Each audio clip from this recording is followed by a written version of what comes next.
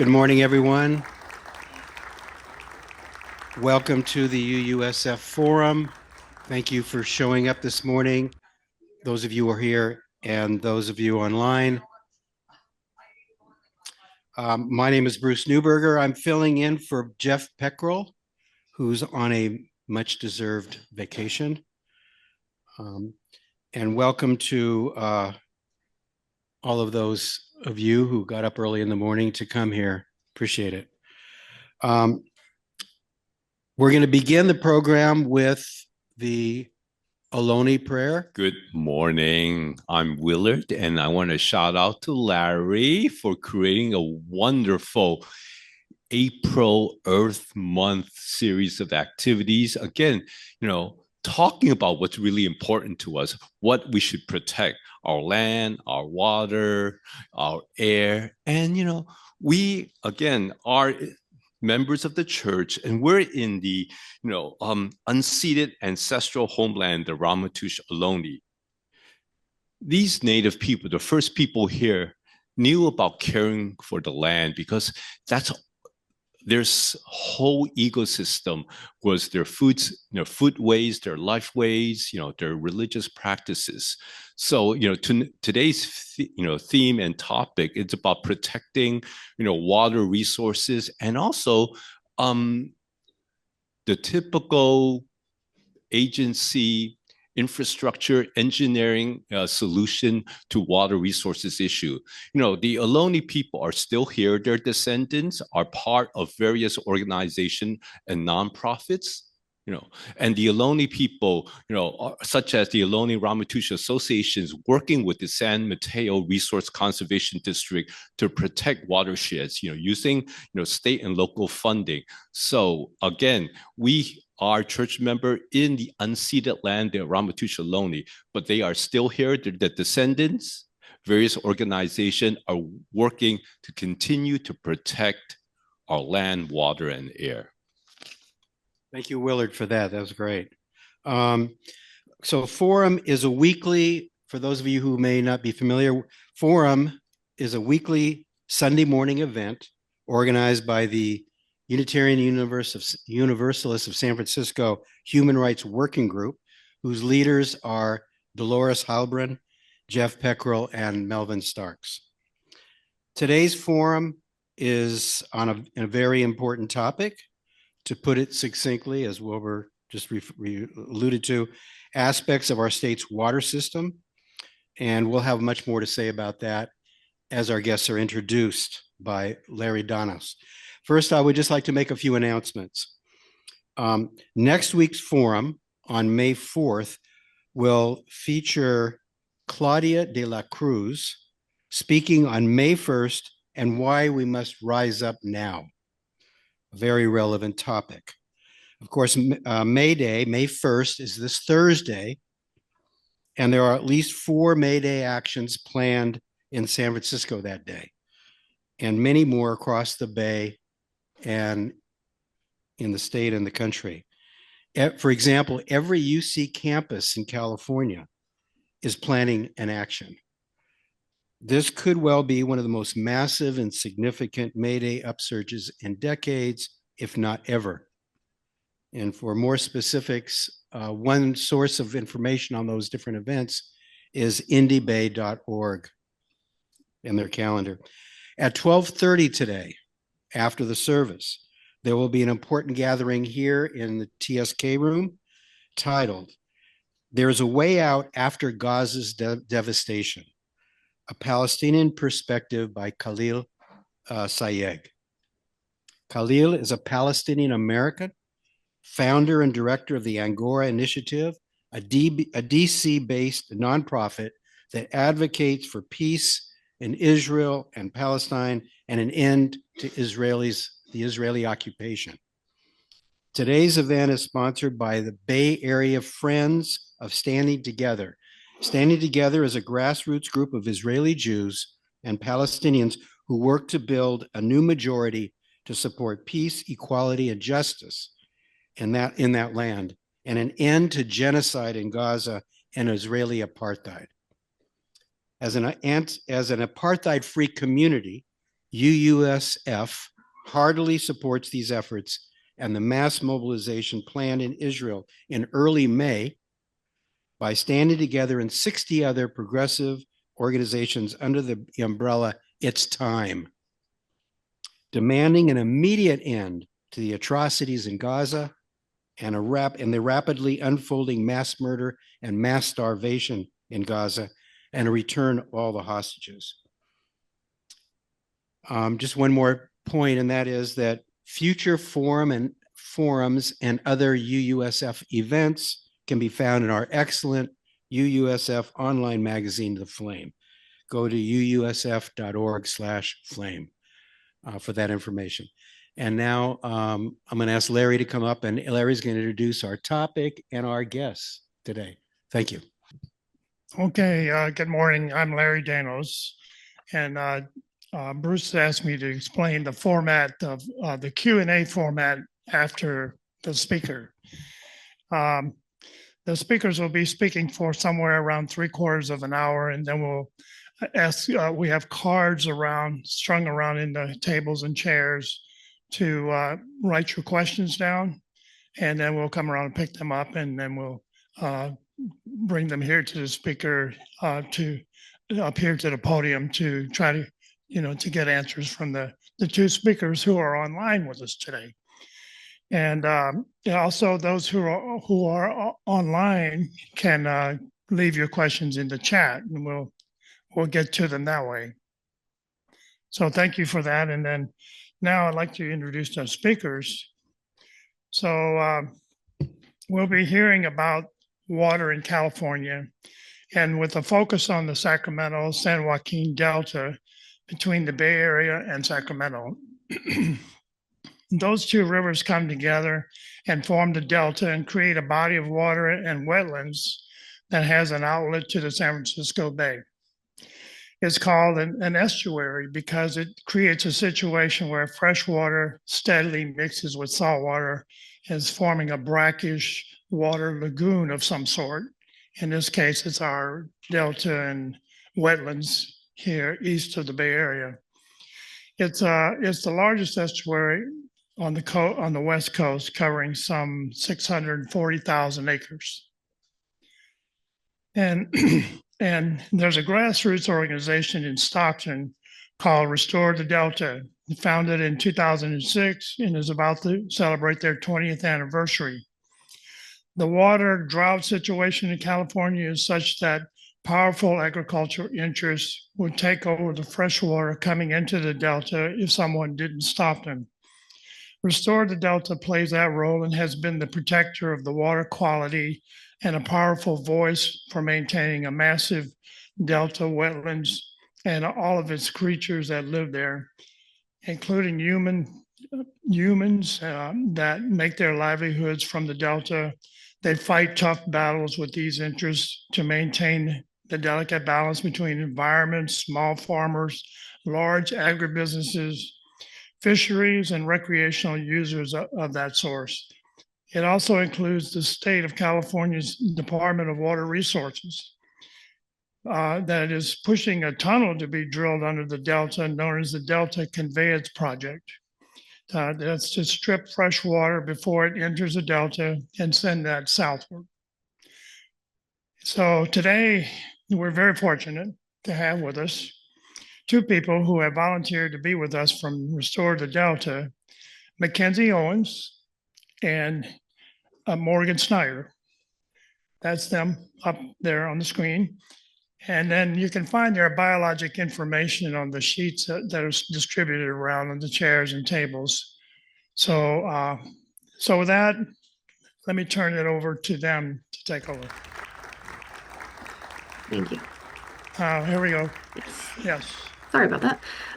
Good morning, everyone. Thank you for that introduction, and we can continue forward with introducing who we are and, talking about today's important issue about the Delta and the Delta Conveyance Project. So I'm MacKenzie Owens, as previously mentioned. I'm the Youth and Outreach Program Manager, and I'm joined here with my colleague, Morgen Snyder.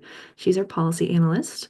I'm going to be doing a general overview of the work that we do as a whole, some of our programming, and just a general overview of, again, explaining what the Delta is in brief and what's at stake. And then I'll be handing over to Morgan to cover more of the nitty-gritty side of policy, whether that's about the Bay Delta Plan and how it relates to the tunnel, the voluntary agreements, and of course, the timeline and the issues at stake in relation to the tunnel.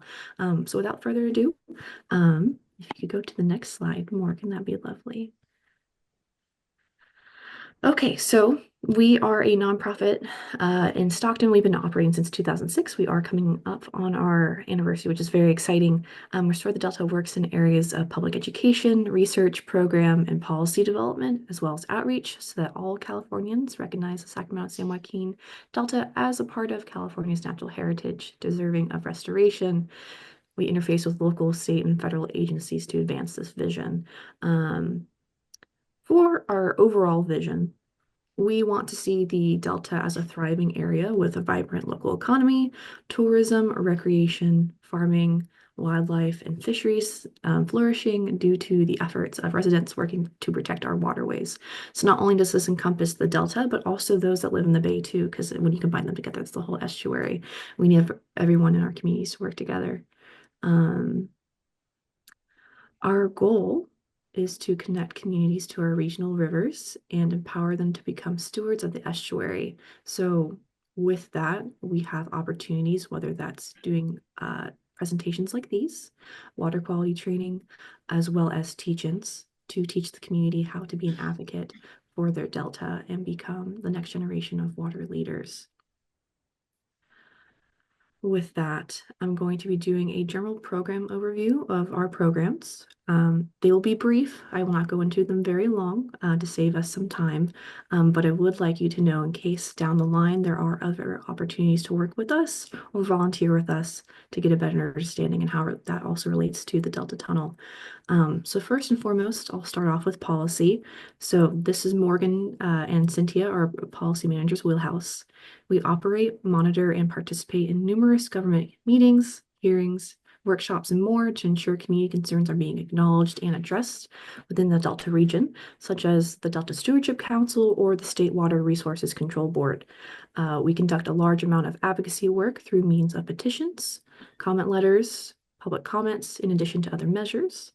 For Delta Science, this is also equally as important, especially for policy reasons.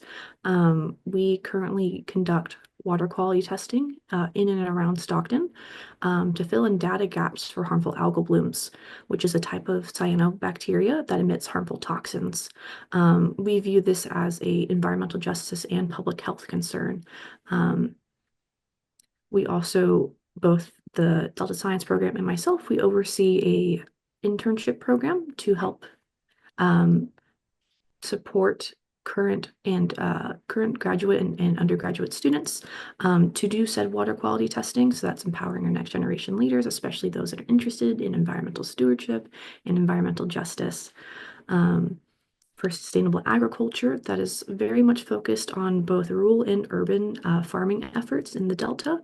Right now, we're working on a drone workshop, which is occurring in May, to get more hands-on professional development and the kind of understanding and history behind why drones are so important in this current day and age for agricultural purposes. In addition, we have my program, which is community outreach and engagement. Again, this is really fostering connections with communities across the Bay Delta, whole and wide, young and old, to become involved, to get the resources that they need, to be able to participate in public comment processes, and also to give back to the community. One of the ways that we're doing this is we are part of the Classroom Aquarium Education Program, which is essentially students, usually elementary through high school, they're able to raise Chinook salmon and to release them to their local hatchery. To cover the last three programs in brief, flood and land restoration is what it sounds. It's a effort to do flood risk mitigation projects, not only in Stockton, but throughout the whole Delta, and looking into land restoration across the Delta, whether that's to pursue different agricultural endeavors with partners, or looking into sustainable methods on how to cultivate the land to reverse subsidence, and so on and so forth. And of course, wetland restoration or floodplain projects. Carbon and Energy is one of our newer programs, and essentially it is actively evaluating carbon management and energy projects in the California Delta region for environmental protections and community benefits. And last but not least is our communications program. So this is what encompasses all of our programs. So all of our newsletters, our social media, anything that is shared publicly in a public-facing manner, that's usually from our communications team. So especially on how to stay involved for the Delta Conveyance Project and how to make public comments, we truly encourage you to sign up for our newsletter or follow us on social media to receive those action alerts and instructions on how to participate. The next slide. Awesome. Yeah. So as it was previously covered, so I won't go into this too much further, but just reiterating that the Delta and estuary as a whole is one of the most unique and largest estuaries on the west coast of the Americas. It is a part of the Pacific Flyway and supports an urban community with a population of over 4 million people, and the Delta itself provides over 20 million people with drinking water across the state. Go to the next slide, please. Yes, so this is where it gets a little bit more nuance. So one of the things that we have to use in order for certain policy procedures and regulations is referring to the legal Delta boundaries. So what you see is the primary zone. That is the definitive legal boundary created from the Delta Protection Act. While the legal Delta serves as a reference for certain environmental projects, policy, and law regulation, as well as water management, the conditions of the Delta affect beyond the legal boundaries to the estuary and greater watershed system. So whenever we are considering things that are affecting the legal Delta, we also have to consider how it's going to affect us beyond that. So the estuary and the watershed as a whole, and the whole Bay Delta watershed reaches all the way up near Shasta and all the way down towards the San Joaquin River, near Tuolumne and Yosemite. So it's a very, very large area to cover. So not only do we have to think about, if this tunnel were to impact the primary legal Delta zone, but how is it going to affect our other water sources? And before I pass it over to Morgan, I'm kind of going to lay out what's at stake for the Delta. These are just a few things. These aren't the all-encompassing items either. There is a lot more too. So some of the things is, of course, water quality. As I previously mentioned, we talked about harmful algal blooms. These aren't just a one-time occurrence in the Delta. They are a reoccurring thing all across the world. We have also saltwater intrusion. So what that looks like is because of the diversion of flows, saltwater can come up. And the concern about that is how it's going to affect farmland, how it's going to affect fish that aren't necessarily made to be in saltwater, as well as contaminant buildup. So extra nutrients, such as nitrates, can be in certain waterways without proper flow, and that can also contribute to harmful algal blooms and other pollution concerns. We also have the economy. So for folks that may not know, the Delta generates over around 7.5 billion for its annual economy. With that, there are some concerns about how the Delta Conveyance Project would impact this, as well as just the general water management currently. For those who like to fish, especially for salmon, you may have heard for the third year in a row, commercial salmon fishing has been closed for California, which is really unfortunate. And if you want to learn more, at least on our end, we do have a podcast episode about that with Scott Artis from the Golden State Salmon Association. In addition, we have the Delta Recreation and Tourism and Delta Agriculture that ties in with the overall economic value. I'll keep moving forward. So for endangered species, we have about 7 threatened or endangered fish species. That includes the Delta smelt, the Chinook salmon for certain runs. and also just increasing numbers if the water management process isn't dealt with or handled. Right now, the longfin smelt, specifically the Bay Delta population, is also being considered for further listing for endangerment. We have previously worked on with partners for the white sturgeon listing. And lastly, of course, another important thing is tribal and cultural practices. So there are numerous tribes either connected to the Delta or the Delta watershed.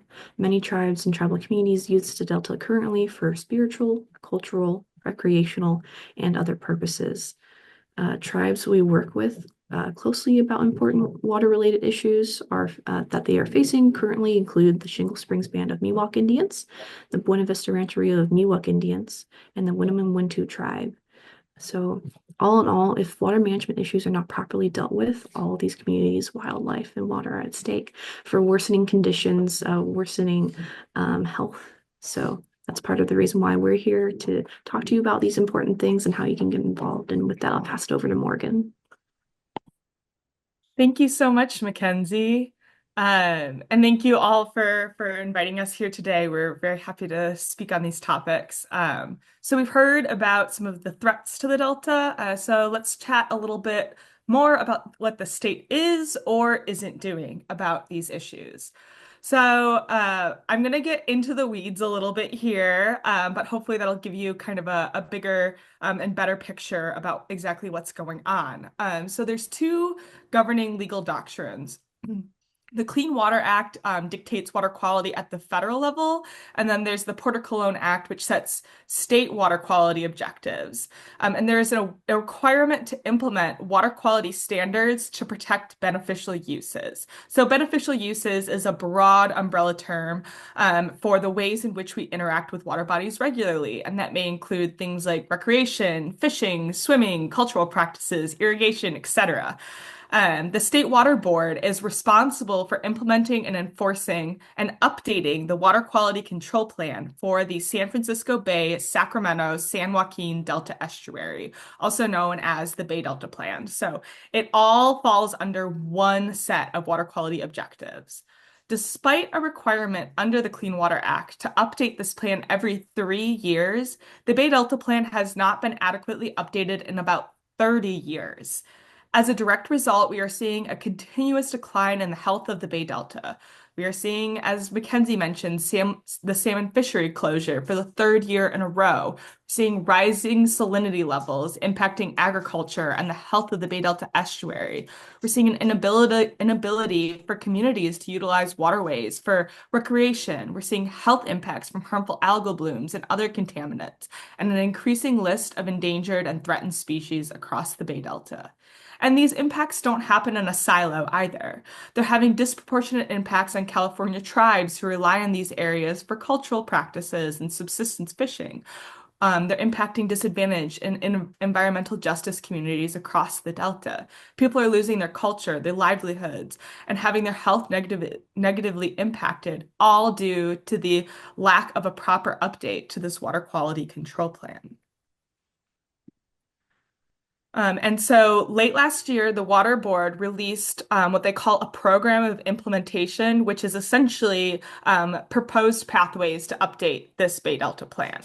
One of the proposed pathways, because there are several listed in this program of implementation. So one of the proposed pathways is what's referred to as the voluntary agreements, or you might hear of it as the Healthy River and Landscape Program. These voluntary agreements are flexible flow standards coordinated with local water managers, which is a far cry from a regulatory pathway overseen and maintained by the Water Board, which is what we at Restore the Delta believe should happen. The VAs are the result of an exclusionary process proposed by water agencies and some government agencies, but have failed to meaningfully and adequately engage tribes and have conveniently excluded environmental justice and disadvantaged communities that would be most impacted by water quality control standards. The VAs, or voluntary agreements, are not rooted in science and instead seek a path forward for inadequate and flexible use of the Bay Delta watershed. If implemented, the VAs would only further exacerbate the ecological crisis across the Bay Delta. Despite the lack of adequate protections, the state continues to push forward with massive infrastructure projects such as the Delta Conveyance Project.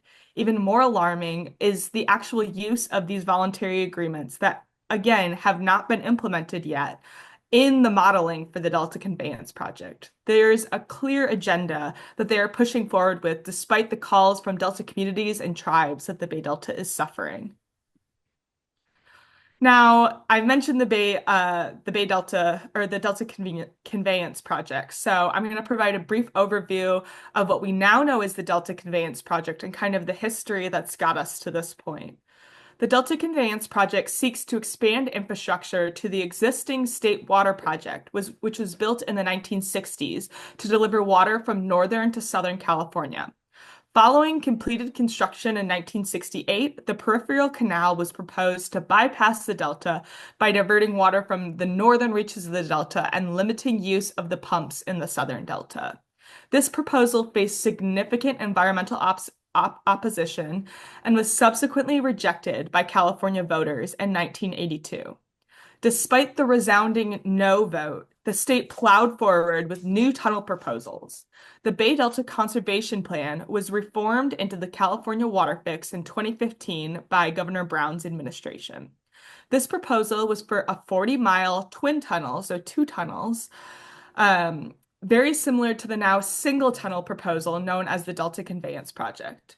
This project was ultimately killed thanks to grassroots organizers in the Delta in 2018, with the official permit applications withdrawn by DWR in 2019. Shortly thereafter, plans for the Delta Conveyance Project began as the next iteration of this 40-year fight. To date, the state has spent some $700 million on planning and development of these various iterations of the tunnel, with little to show for it. So what exactly is the Delta Conveyance Project?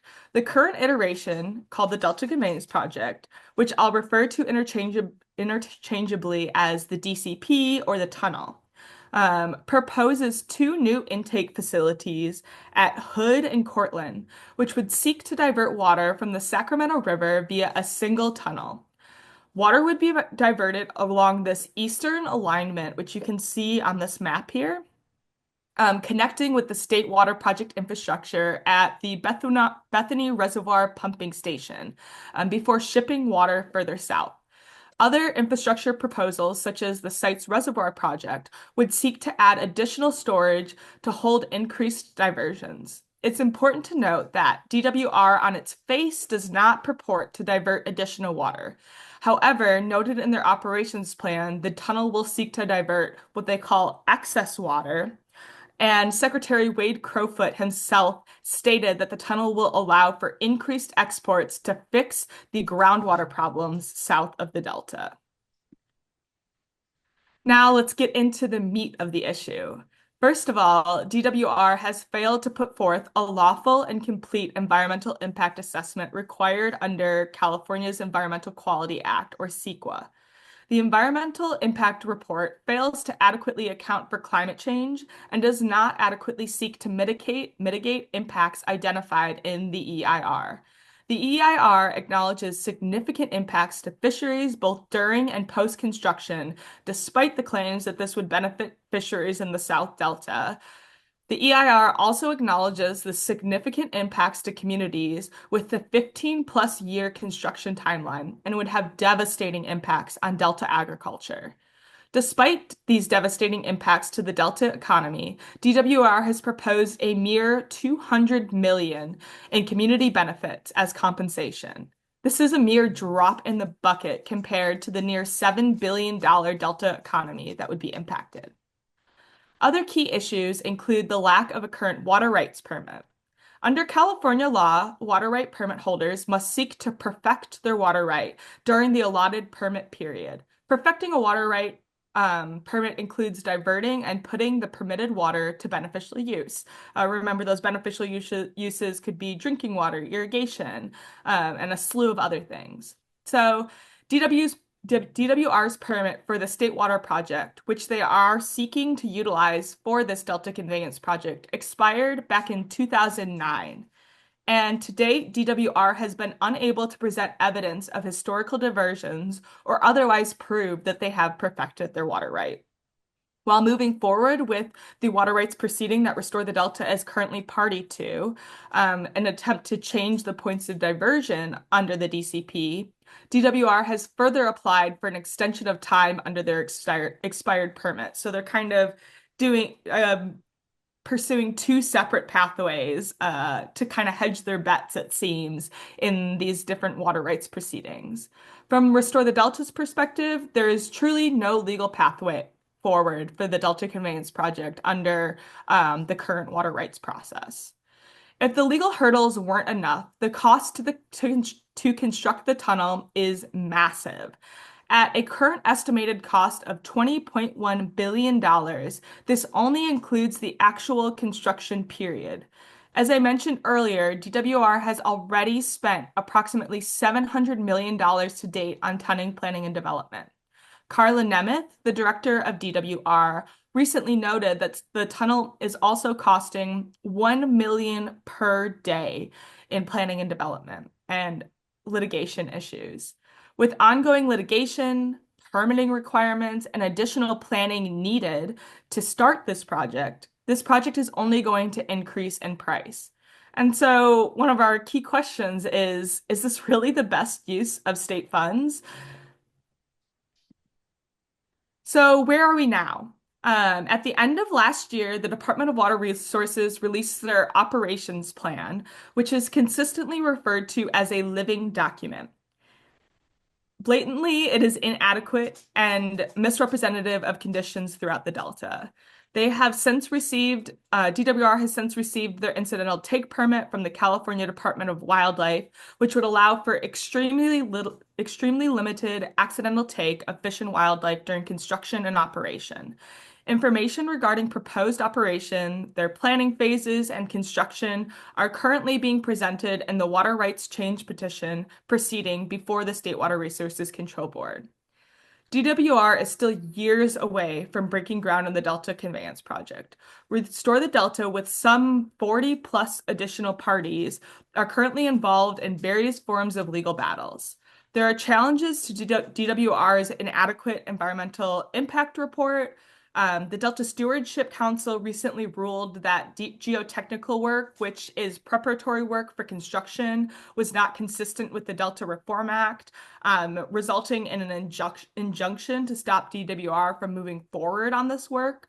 There's also a bond validation suit where DWR is trying to pay for part of the project via bonds that is also currently being challenged. And these are just some of the hurdles that DWR is facing and has to overcome. And the impacted communities continue to stand strong against the onslaught to our home, the Delta. So I've talked a lot about the problems, but what are some of the solutions we would propose instead? We don't seek to come to the table and stop everything. We acknowledge that things need to be changed. So one of the key drivers for the Delta Conveyance Project are claims that existing infrastructure would fail in the face of a seismic event, sea level rise, or other climate change-induced events. We acknowledge that the Delta levees are sorely in need of upgrades. So why don't we take the time and money that would be invested in the DCP and put it towards 200-year levee upgrades? So these upgrades would cost approximately $12.5 billion for comprehensive upgrades, including flood and land restoration. These upgrades would secure existing state water project infrastructure, ensuring a reliable source of water to Southern California going forward. The added benefit would be the protection of Delta communities from floods, and it would ensure that that water has the ability to flow through the system and protect the ecology of the Bay Delta ecosystem. This also allows for the added opportunity to implement new fish passage technologies, restoration projects such as wetlands, and groundwater recharge opportunities. At Restore the Delta, we believe we can achieve resiliency for all California without sacrificing the Bay Delta. So what can you do to help? We encourage you to call your legislators and tell them that the protection of the Bay Delta is important to you. We recommend that you stay involved. As MacKenzie mentioned, you can sign up for Restore the Delta alerts to stay up to date on what's happening. And finally, there is an opportunity to voice your opinion at the May 19th before the Water Board for the ongoing water rights proceeding. Policy statements will be heard in person and virtually. We have a post up on our website detailing what you need to get involved and to present at this May 19th policy statement opportunity. And you're more than welcome to reach out to me or MacKenzie with questions, and we're happy to help get you set up for that May 19th policy statement. And with that, that is the end of our presentation. Thank you so much again for having us here today, and we're happy to take any questions. Okay, so here's I have a few questions here, but here's one. Voters vetoed the tunnel project years ago, as you guys explained. How is it that the state justifies spending millions for what voters have already nixed? Well, that's a very good question. And we actually recently did additional polling. Now that it's 2025, we wanted to see what the appetite for a tunnel was. And once again, Californians resoundingly said that they do not want the tunnel. They'd rather invest in local resiliency water projects. And the state has really framed this as a climate change project. And they continue to claim that it's a climate change project despite there being other opportunities. But that is how they're really plowing forward and rationalizing the spending on these projects. But we would recommend, to continue to voice your opposition to these projects, because ultimately California is not pro-tunnel, and we need to make our voices heard and the state understand that we do not want that to go forward. Okay. I have another question here. Could you explain how much water from the Delta, and I guess maybe generally from Northern California, is sent to Southern California? And how much more would be diverted with this conveyance project? That's a great question.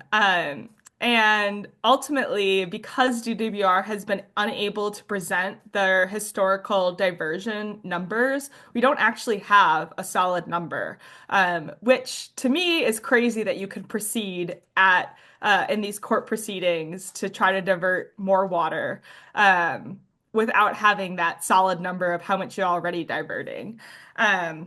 But it's the diversion. I can't recall the exact percentage off my head, but it's drastically more than you need to maintain a healthy Bay Delta estuary. MacKenzie, I don't know if you have the exact percentage on hand. And the question on how much more would be diverted, this gets really sticky really fast because DWR, on one hand, they're saying that there's going to be about 30% less water with climate change. And so they're saying that they're not going to divert any additional water. But again, Wade Crowfoot on February 18th, I believe, stated before the board that they plan to divert even more water to solve the groundwater problem. So there's a lot of non-answers that the Department of Water Resources has given on whether or not they'd be diverting excess water. So those are questions that we ourselves have at Restore the Delta that remain unanswered, unfortunately. Okay, so here's another question. Okay, the tunnel would move additional water to Southern California. That's generally understood. Okay. Which are the primary stakeholders that are seeking to benefit from the tunnel? Is it agriculture, industry, the cities? Yeah, that's a great question. So there are a number of water agencies that are investing in planning and development right now. Metropolitan Water District is one of the largest investors in the Delta Conveyance Project. I think they have like a 42% share in planning and development right now. So it's a lot of these water agencies that are going to benefit. Technically, connecting to the State Water Project, they wouldn't be diverting directly to the Central Valley, but with the President Trump's new executive orders, there is a very high likelihood that they will seek to divert some of this Delta Conveyance Project to the Central Valley for agricultural purposes as well.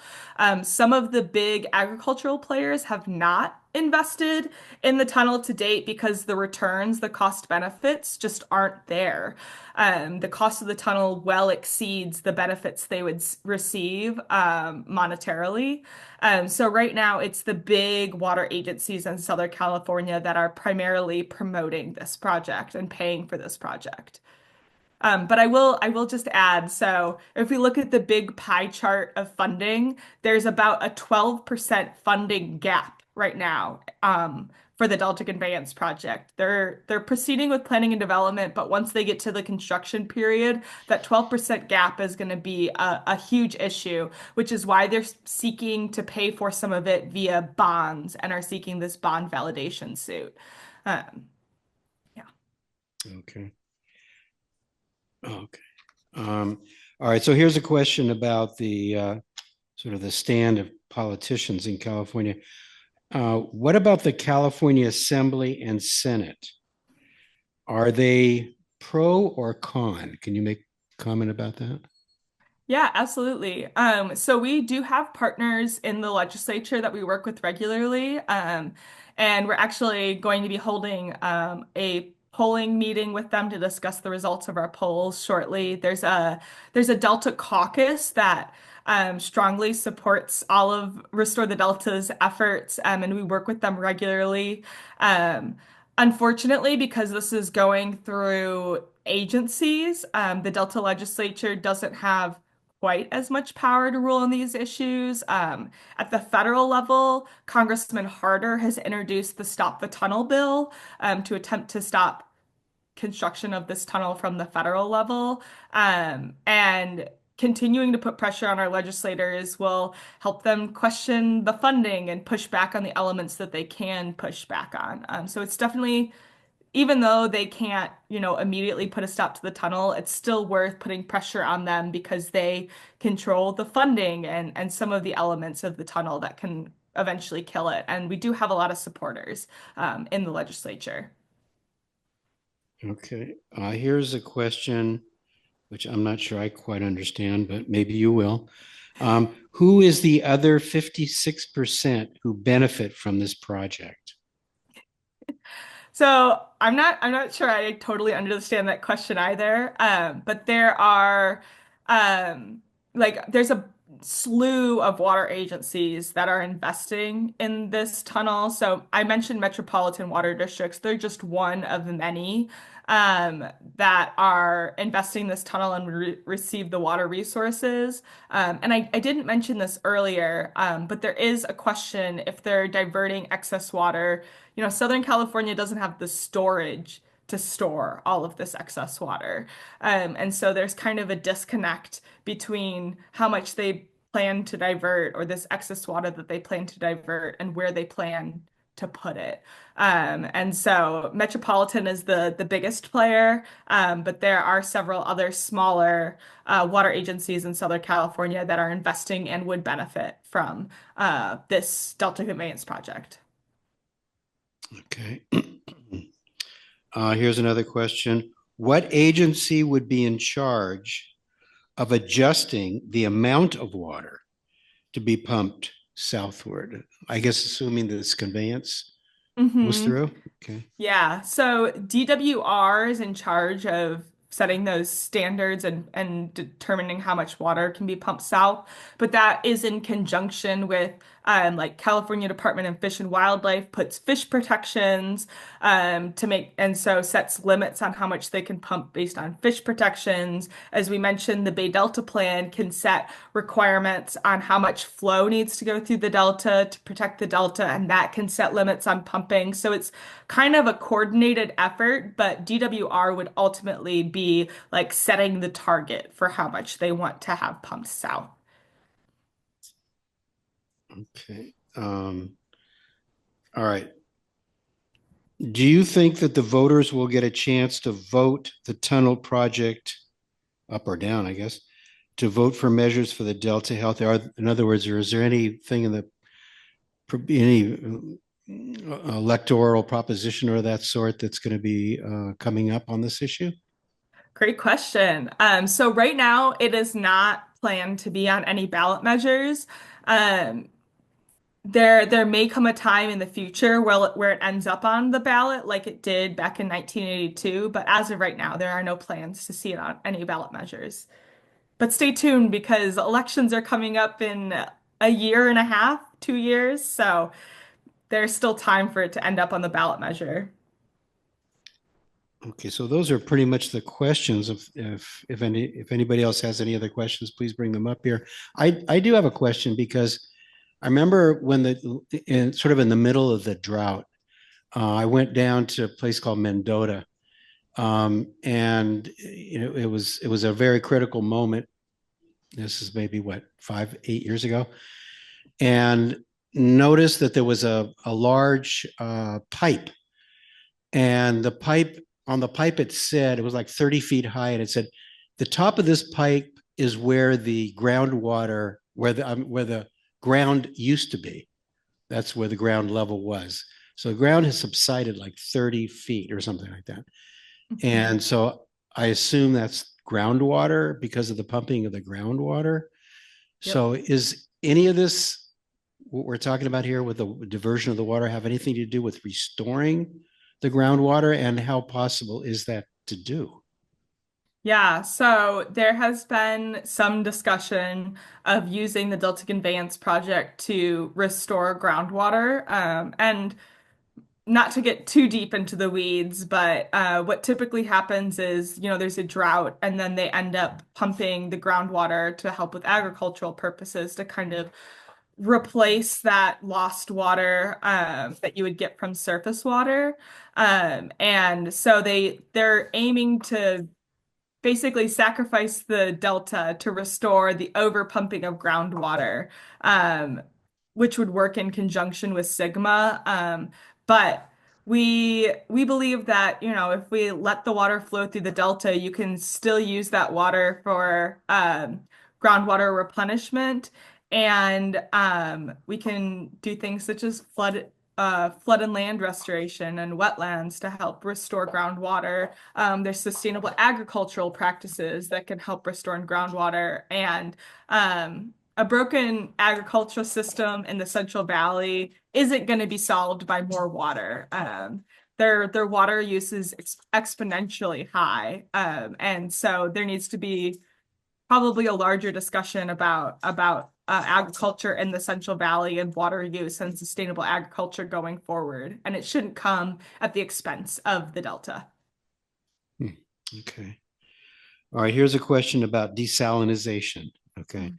Is desalinization in Southern California a viable alternative to supply the water, especially at a time of climate change? So I'm going to caveat this with I am no expert on desalinization. I do know that it is very expensive, and I think that is one of the larger hurdles right now. There's lots of water resiliency projects out there. Santa Monica is a great example of a water resilient area. They've done a really great job of recycling their water use and trying to reuse the water in the system as much as possible. So desalinization very well may be one of many paths forward. How is all this affecting the fish like the salmon? And you mentioned that salmon season has been canceled for a number of years now. What could you talk a little bit more sort of overall about the issue of fish and how much measures that are being taken are improving or not improving the condition of the abundance and reproduction of fish? Yeah, absolutely. And MacKenzie, please jump in here. if you have any thoughts, but there's a couple issues going on with the fish. One are the pumps themselves. So sometimes the pumps suck in the fish and they end up dying. There's also the issue of like habitat destruction, which comes from like the lack of flows and the number of contaminants in the waterways that are killing our fish as well. And so the one of the bigger things that we advocate for, we're advocating for like a flexible flow window. We want like 65% unimpaired flow, which is like the bare minimum to keep fish alive because they need adequate flows to be able to swim to their spawning grounds. And having adequate flows also helps to kind of wash down some of those contaminants. Um, and keep the waterways a little bit cleaner. Thank you. I think just another thing to add is more so the large fishing community here in the Delta, because not only is it like for recreational purposes, but there's numerous communities, especially South Asian communities, that rely on subsistence and sustenance fishing.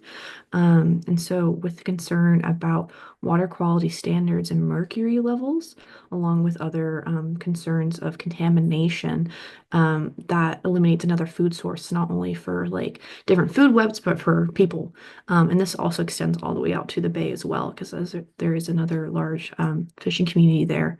In addition, for more community-related issues in terms of fisheries, certain salmon, specifically Chinook salmon, are very significant to tribes in certain areas, such as the Winnemem Wintu tribe. So that's just another thing to kind of keep in mind of not only are these fish in your ecosystem, but they are in the daily lives of people and cultural practices. So just kind of making that a note too. I'll leave it at that. Okay, thank you. Okay, so this is an interesting question one I think all of us might have here. How can we as ordinary folks, and especially those of us living in urban areas, I guess, how can we help the situation? How can we be a positive factor in the way we use our water?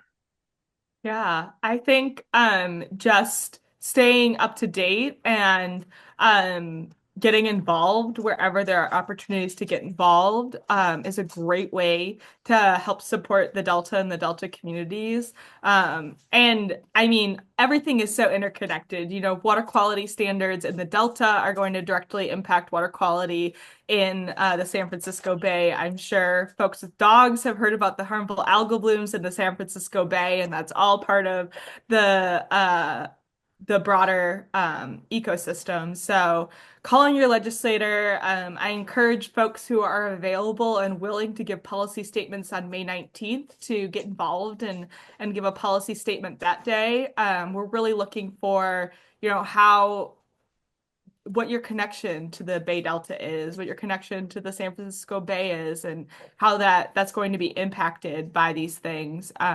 If you're interested in getting involved, we do have detailed information on our website, and we're also happy to chat with you more on that topic as well. Okay, here we have another one coming up here.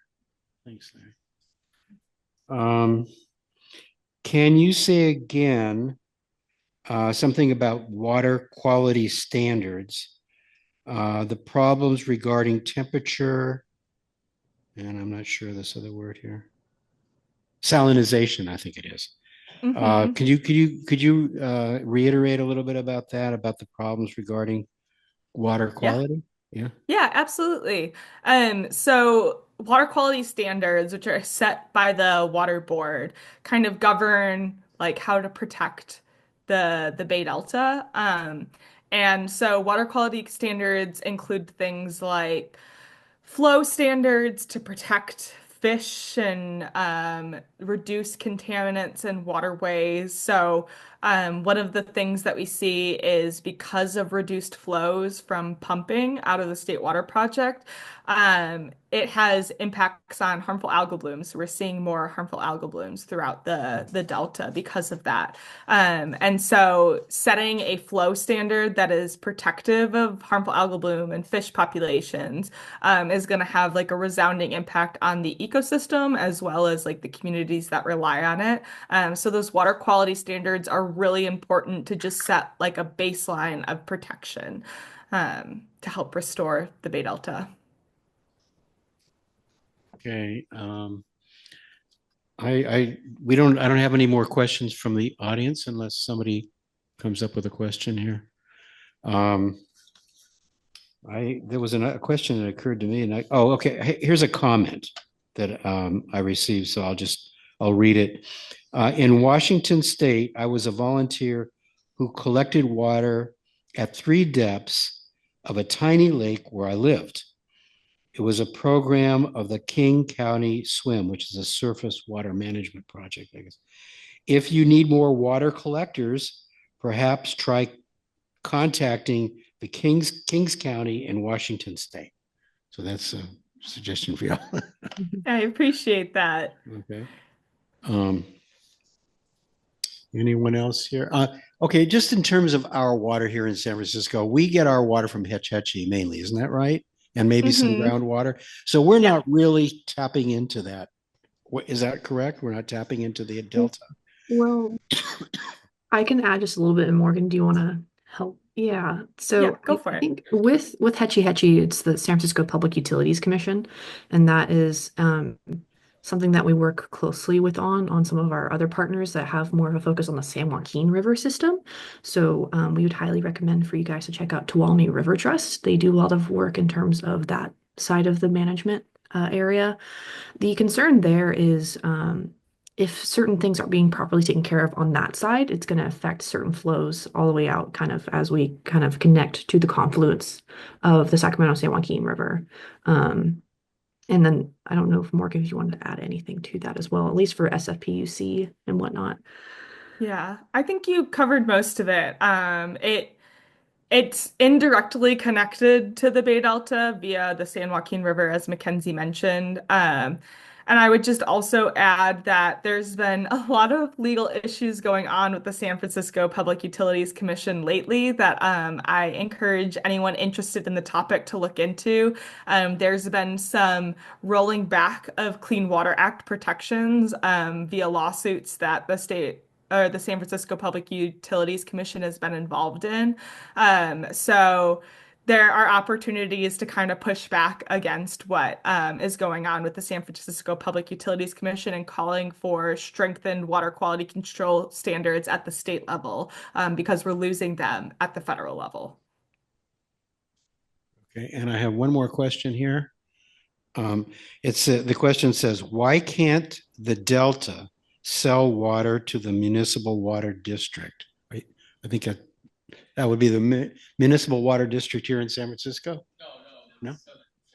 Southern California. Oh, Southern California. Okay. So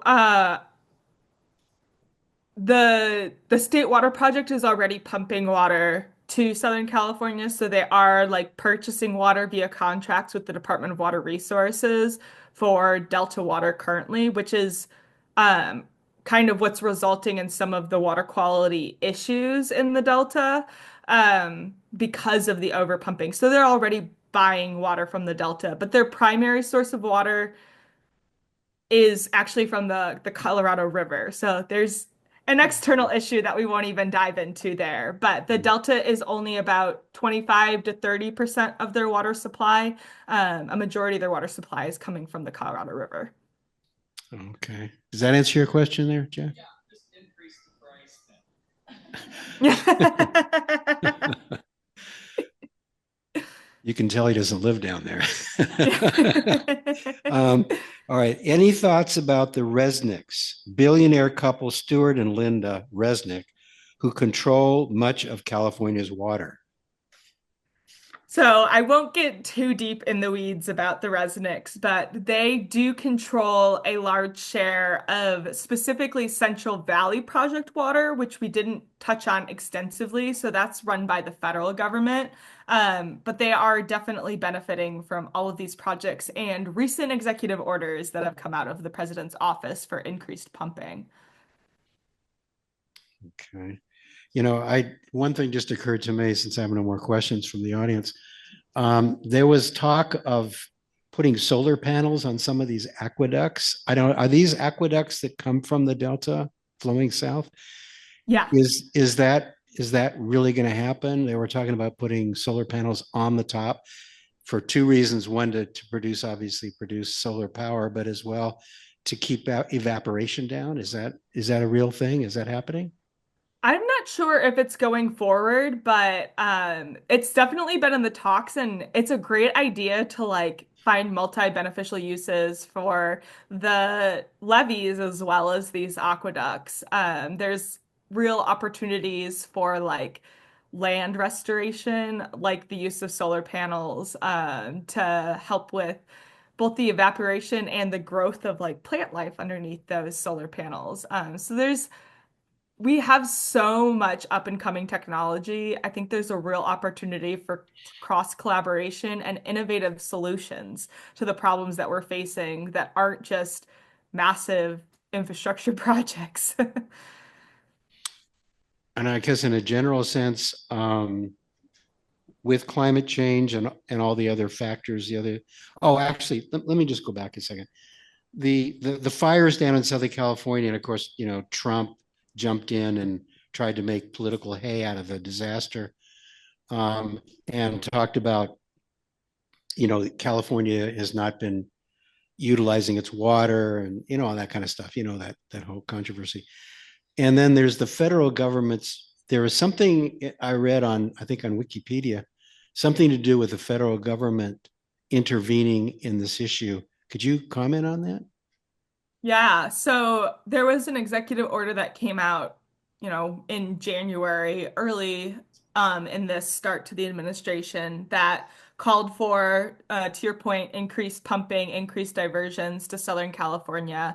And I mean, we deeply feel for the fires and what happened in Southern California, but the reality is that it wasn't a water issue. There was one reservoir that was down for maintenance that wasn't full because of these maintenance issues. You know, the fire hydrants just didn't have the capacity to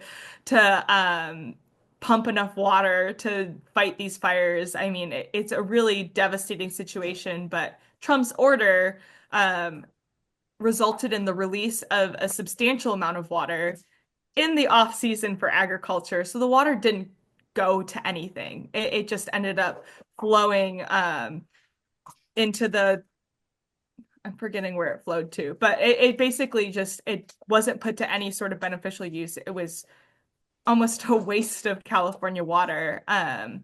And so this like complete disconnect from understanding California's water system and trying to insert himself into California's water system. It's a complex management system. And it is managed in such a way that we try to store and use as much water, all of our water, and in the best way possible. And so this insertion into California water is resulting in the loss of water for beneficial uses, and is not going to actually benefit Southern California in any way, shape, or form. It's a really unfortunate and misunderstanding of the situation, I think.